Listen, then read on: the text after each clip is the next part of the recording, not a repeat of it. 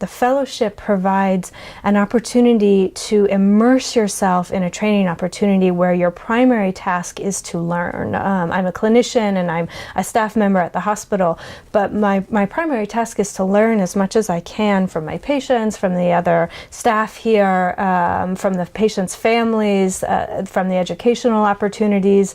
It's an analytic training institute, so I'm also being trained as an analyst. So the amount of learning opportunities are really phenomenal here.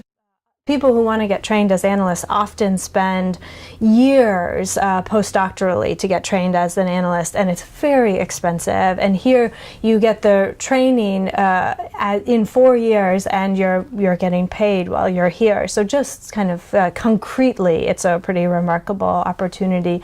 But besides that, the learning opportunities are immense. Really, it's impossible to take advantage of all the educational offerings that you could possibly immerse yourself in here. At some point you have to pick and choose just because there are so many. So I'm, some of those opportunities are the in-depth individual psychoanalytic psychotherapy that I mentioned before, but I'm also being trained in a very rigorous psychoanalytic assessment. And I'm getting training in family therapy, family systems theory, group dynamics, group therapy, systems dynamics, and how institutions are impacted by systems dynamics. Also learning how to be a consultant to groups and organizations. So all of these are the various opportunities that you can take advantage of here. And these are in some ways just my interests. I think other people branch off in different ways and immerse themselves in psychoanalytic treatment of psychosis, or psychoanalytic treatment of gender identity, and other kind of identity issues. So the opportunities for learning are immense, and you can really pick and choose whatever fits your primary interests. Well, I think in some ways, if you can treat the kinds of patients we see here who have very complex psychiatric issues, you're pretty well equipped to treat just about any kinds of patients that you might see out there in private practice or at other institutions. The way that we work with patients in such an in-depth way, where we really immerse ourselves in their subjective experience and learn as much as we can about their history, their family history, their current family dynamics, their medical history, and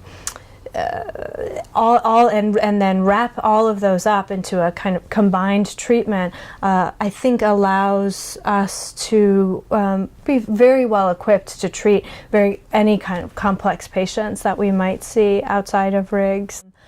And I think particularly as a fellow, we take up so many roles in the system. We're an individual therapist, we do family work with patients, we do group work in the center, we're part of a treatment team and work collaboratively with the social workers, the nurses, the psychiatrists to provide an integrated care for these patients, that those skills translate everywhere.